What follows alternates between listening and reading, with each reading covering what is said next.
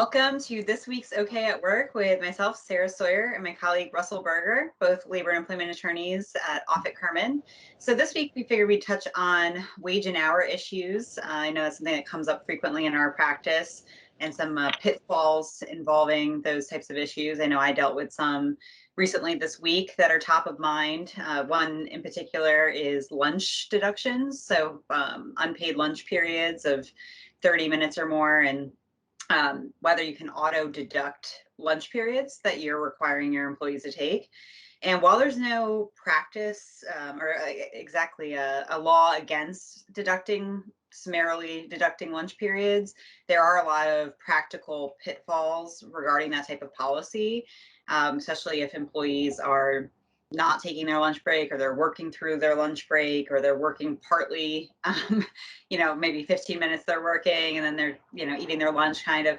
And those can be a lot of issues that employers need to address. So is that something you've ever dealt with, Russell?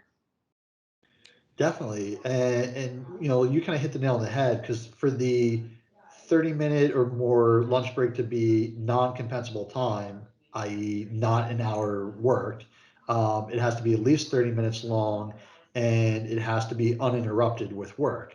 So the employee has to be completely relieved of duty for that 30-minute period. So what ends up happening, in the challenge you raised with the auto deduct policy is someone will just have a timesheet that deducts out that half hour or an hour or whatever the meal break is from an employee's payroll or timesheet every week, no matter what. What happens when the employee gets interrupted? Not only do they get interrupted and they maybe worked for 5 minutes because somebody came by their desk and started talking to them, or they took a phone call, or whatever the interruption was.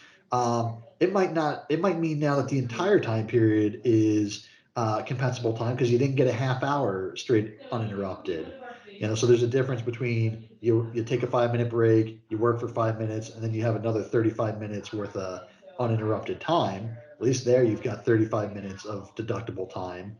But if you have a half hour break and you get deducted at any point, or you get interrupted at any point during that, that whole half hour is now compensable time. So it's while there's a lot of efficiency to be had with an auto deduct policy. One of the things that we would strongly recommend is that you have a mechanism for employees to make adjustments to that. So again, nothing wrong with the auto deduct, but that's got to come with a form or a process, a method of the employee being able to identify, hey, I was interrupted during my lunch on Tuesday, and here's the times that I was interrupted, and then the HR department, payroll, whoever handles that, has to be able to make that adjustment.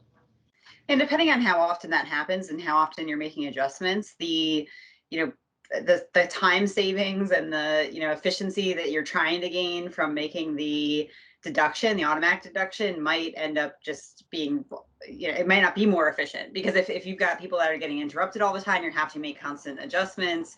You've got to, make sure that whoever's processing your payroll, or the HR department, whoever's handling that, is equipped to make sure that they're making the changes accurately, that they know that if it goes under 30 minutes that they can no longer deduct it. And then if it's happening all the time, then really you're probably better off from a practical standpoint of just having them clock in, clock out, and doing it by the time, instead of having to go back and make adjustments, because you're doing that legwork anyway. So Right. that's something to consider as well.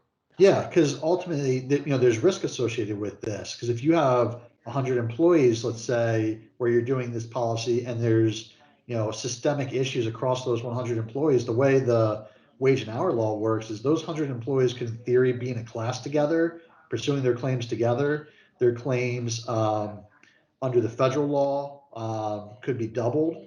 Under Maryland law, they could be tripled. Under DC law, they could be quadrupled.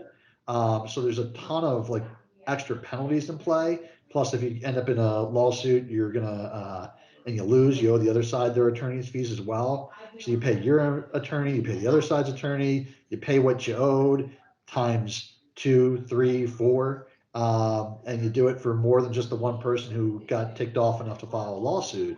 So there's a ton of risk associated with it as well, which is why, to your point, Sarah, there's efficiency, but that's got to be valued against the risk of non-compliance. And even when you seek that efficiency out, you still have to have methods of being able to correct those for those interrupted meal breaks. Yeah, and even an additional risk is if you've got people working 40 hours a week, and if they're not taking their lunch breaks, it's going to be over 40 hours a week. I mean, that's even without those other additional penalties. They might be owed overtime that you haven't paid them. So that's already an increased cost there that's not being taken into consideration. And we see this often with talking about the class situation. We do see this become an issue with employers who have a lot of hourly workers, people in the manufacturing space, people that have a lot of people in that category, because then all of a sudden, what seems like a really small problem of, this small amount of time every week becomes a much bigger problem. And it's a lot easier for employees to pursue action against you that wouldn't do so otherwise. There are some mitigation. So sometimes we have employers come to us and they're already kind of in a bad spot because they haven't been following these practices, and maybe the people have been not taking their lunch break, but they've been deducting it, and then they realize they've got a big problem on their hands. And there are some ways to mitigate that through contractually with employees through arbitration and class waiver clauses and employment agreements and things. So there are some things to do and some ways to mitigate, but also need to just make sure you audit your practices and make sure you're doing it right. Yeah, for sure. The best thing to do is to be compliant because that's the least risky thing to be doing. But you're right. Like clients will call us and say, I've got an issue, or realize, or we'll tell them they have an issue, and they'll want to change it. But there's a practical concern about changing it without, inviting a whole bunch of lawsuits. So there are some things you can do in terms of a rollout of a new policy that mitigate that risk.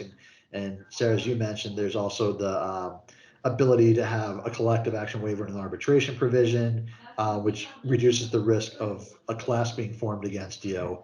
And it's much better to deal with, a handful of individual employees that pursue claims than, a whole group of employees pursuing claims against you at one time. So there's some options for there out there, but the way this works, you're going to have to get compliant anyway, because if you don't get compliant, the risk just keeps rolling forward. You keep making the same mistake every pay week, and you're not solving the problem at all if you don't do anything to fix it. Yeah, and the last thing I think to just kind of round us out here. I mean, I know we talked about management a little bit last on our last episode, but that's another thing is that because employers that I've worked with will also often get really frustrated. Well, I want them to not work during these lunch breaks, and then they do it without my permission, and then I have to pay them, and that can all be handled from a disciplinary standpoint. And that's really where training your managers on this comes into play, and putting some policies in place as well, so that people are clear that if they're working times that they're not supposed to be working, they're going to be compensated for that time because they need to be under the law. You're based depending on the circumstances, but that they might be disciplined for that, taking that action and not doing what their managers or what the company is telling them to do. So there's ways to handle it. There's options, but you just at least need to give it some thought and make sure you're being compliant. So Yeah, but pay in those cases, pay the time and manage, pay the time and discipline. That's the advice in those situations. exactly. Well, thanks, Russell, and we'll see you next time. Thanks, Sarah.